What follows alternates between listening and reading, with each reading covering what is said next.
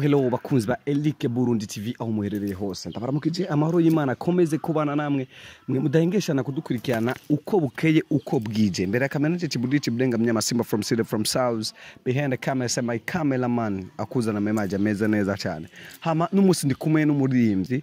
sanzwe nemera cyane ariko imbere ya byose yo kwidondora maze akandamukiriza n'abafana ba Elike Burundi TV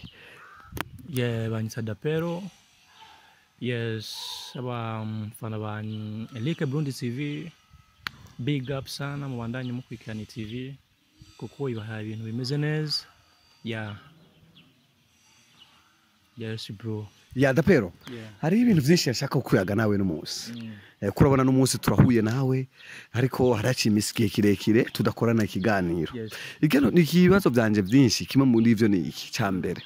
Dapelo haracigiye kirekire asoye bakinami. Gushika n'umunsi nta rurimbo rundi turigera tubona. P-Dapelo mbeco kibazo cyatewe niki? Kuva soye bakinami iyindi ndimbo yarasose gusa yari audio. Ari ndimbo twa My Baby sinzi ko yibonye ari audio ariko ntashise kuri kubera indirimbo ifisa amasanamu n'idafisa amasanamu ntishobora gutembera kumwe. Bakinami yashise kure kubera yandi nziza kandi ifise video na yandi My Baby ari yindi nziza ariko nta video yari ifise. Okay. Biravuga yuko muri irebo ahozemwo awe wari umwanditsi wandikira abaririmbyi mwaririmbana. Biravuga yuko uvuyeyo hari kibazo cyo bacarahabaye byo ubivuga kwiki. So ikintu nshobora kuvuga hariho ikintu biyitwa ubumwe gukorera hamwe. Si kuvuga ngo ndi mu yindi rebo ngo nabafasha kwandika canke ibiki. Aho no bambeshe cyane gusa hari kujya kuntu umuntu ashobora kwandika indirimbo akavuga indirimbo nanditse hari utuntu tubura sinzo twofashanya ibintu mwe n'ivyo ivyo navyo ni ibintu biba ku bastare bose kwari mvyi bose nta muntu bavuga umutwe ntwigira inama. Okay, Dapelo ikindi kibazo ni iki? Dapelo numwe mu baririmbyi bazi kwandika bazi gusohora indirimbo ariko n'umunsi yasohoye bakinami yaciye yicara umwanya muremure cyane nk'uburavuga ko ari indi washize ko ni baby ariko nta yindi ndirimbo turabona tukaba tuzi ko umuririmbyi arangwa n'ibikorwa cyo ukivuga kwiki? Ikintu nshobora kubivuga ko nivyo umuririmbyi arangwa n'ibikorwa ariko hari ikintu bita uburyo no kubanza gukora kwitegura. Sivuga kuba amazi igihe kirekire ntasohoye indirimbo ubuntu ko kurimba nabihevye kwandika nabihevye no ndafise indirimbo muri studio ndafise indirimbo collabo ziri muri studio ariko umwanya wo kuzisohora nturashika. Umuntu acabitegura kuko simaka ngo ni maka usohore ni ibintu kwanza witondera ugategura kugira indirimbo ishike kure kubana kijya gihe sura bakinami ijya ndimbo yari umaze umwaka n'inusu muri studio ari yiri ariko umunsi ndayisohora abantu bayibonye ngo nishashe nico bituma n'ubu ndafise izindi ndimbo ziri muri studio umunsi nayisohora abantu bazokwibaza yuko nzaranye nguvuze ishasha kumbe n'ibintu nakoze kuva kera muhigiye mpoze umunsi vyaje abantu bazokwibaza nishasha kumbe kijya gihe nari mpoze nivyo nariko ndakora ndibaza umunsi nzotama gusohora bazobibona ibikorwa vyiza birahari kiriho nuko batocika intege no kubandanya banyihanganira umwanya nkihoze Dapelo kuja muri MT P-Love yaciye avayo bikavuga yuko Dapelo ari mu baririmbyi buba baracomekeye amajambo P-Love kugira ave muri MT byo bivuga kwiki? P-Love ntiyavuye muri MT ariko turabona hari concert mwateguye ya Pasika nta urimo ico naco gisigura iki? Bro ikintu no kubwira abantu biyumva ibintu byinshi ariko ikintu no kubwa MT ibisayemvye batatu hariho Blayzo harimo P-Love harimo Dapelo. Abantu bavuga ngo P-Love yavuye muri MT ubwo nubeshi P-Love ari muri MT kandi turi kumwe hari karabaye ubu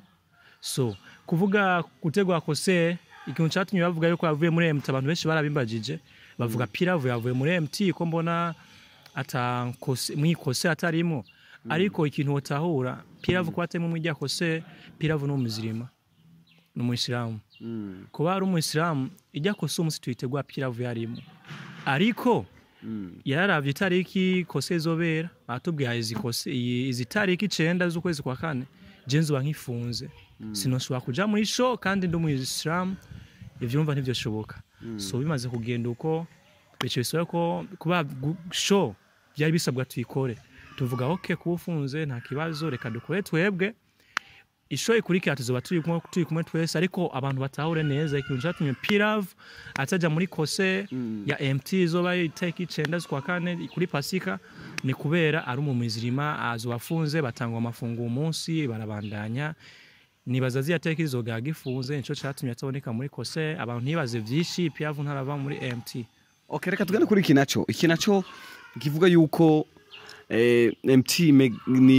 MT Money Team. Money Team yuko ni hari ukuntu muri no minsi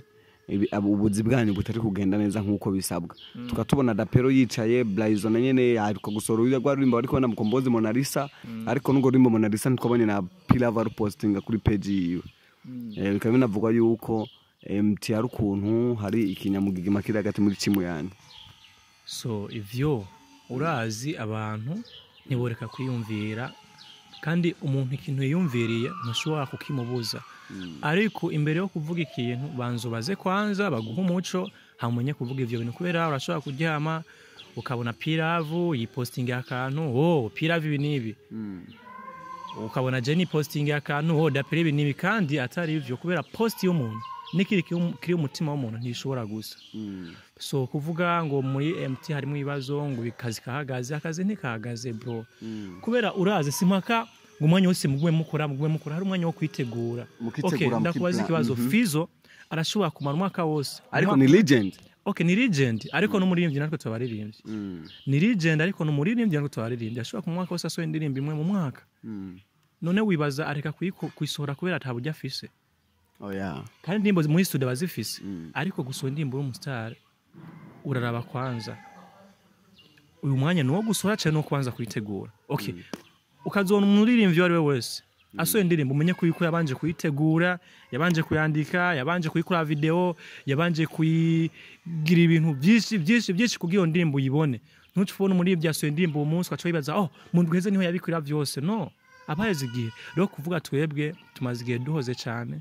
ntiduhoze turiko turakora afise indirimbo ziri muri studio nakubwiye afise amakoraba ari muri studio Blayzo afise indirimbo nyinshi ziri muri studio amakoraba komeye indirimbo ari kumwe na mukombozi igisohoke vuba ije izananye video ikaze gose video nziza cyane abantu bazoyibona sikuvuga ngo namajambo ndiko ndavuga ndavuga ibintu nzi kandi munyizere simbeshe twitege Dapelo ryari mwitegereje mu kwa kane ko ariho dushobora kubona ibikorwa byawe bishashe ibikorwa byanje video zanje indirimbo zanje mu kwa kane niyo sango ndabahitarenga kubera uku kwezi kwa gatatu ko barabona muri rebo Jesse no hava nkora na Blayzo akore twaba ducanganye imada murahana space turahana ikiringo kugira ngo Blayzo nk'umwanya wo promoting akazi kiwe tufashanye nanje fashanye P-Love bavuye muri mwezi wa Ramazan nawe azokurikira ibintu bigende fresh ariko biravuga yuko P-Love yagiye gusohora indirimbo Bujumbura na management yatavyize ivyo barabesha no gusohora indirimbo hanze ya Bujumbura muri exterior ico mwebwe ntabwo mubona ko ari kwimanura gusohora indirimbo hanze ya Bujumbura no urazi nta muntu yasohoye indirimbo Nyanza ni muhira ivyo bitahura Bujumbura ni kuri capital ukene guko none jewe shaka ko gusohora indirimbo ndi ngahe Nyanza nagiye kuyikodiga ndahe Nyanza ariko umunsi wo kwisohora ngenda kuyikora promotion Bujumbura ariko ntubona mastering uko izitandukanye ni aba one way nabande cyane mutinya uburyo no bro nta muntu nta mastering gute kwaza ariho mixage ukuntu bayimixa ukuntu bayikora indirimbo ntubona ko bitandukanye n'aba bantu bo muri exterior ukuntu bo bakorera nuko bakorera Bujumbura bro ikintu no kubwira hagati ya jewe na P-Love abase no suna muri MT nta muririmbyi n'umwe afite indirimbo ngaha muri interior ariko biravugwa ko Blayzo handi basore na Adobad ngo yakorewe nganya muri Nyanzarake so indirimbo ni Adobad indirimbo si ya Blayzo Adobad yateguwe indirimbo abu ya Blayzo shaka indirimbo tuyifashanye Blayzo amubwira studio yihe tuze kure Adobad amubwira indirimbo bivanye n'umwanya sinzi uburyo Adobad waze na management afise indirimbo naraheje kuyandika kwirimba beat barayikoze instrumental aramubwira instrumental yakozwe no mu hinyanyuzi y'Ubujumbura ariko studio ngo twitize studio ya muhira twinjiza amajwi mastering zo kwega Bujumbura bigendo ko mastering ndimba Adobad yakoye Bujumbura reka tugende kuri iki naco Dapelo abafana bawe bitegeki kuri wewe bitege indirimbo yiwanje izuzana na video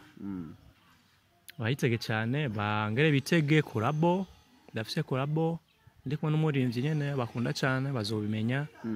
ariko gikunu ko bonyitega mu kwa kane yuko nzoza n'ibintu bishasha. Okay, Blayzo na wewe Dapelo na P-Love biramaze gushika bakababwira bakabakomparati naka nasumba naka nasumba naka bigushikira gute bakubwiye ko usumba P-Love canke Blayzo mu kuririmba? ivyo ndibaza umustare umuririmbyi wese nta muntu yoza avuga ngo arushana kakuririmba. Umuntu wese afise abafana biwe arafise abafanzi biwe arafise style yiwe kubera wumvije style ya Blayzo ukumva style ya P-Love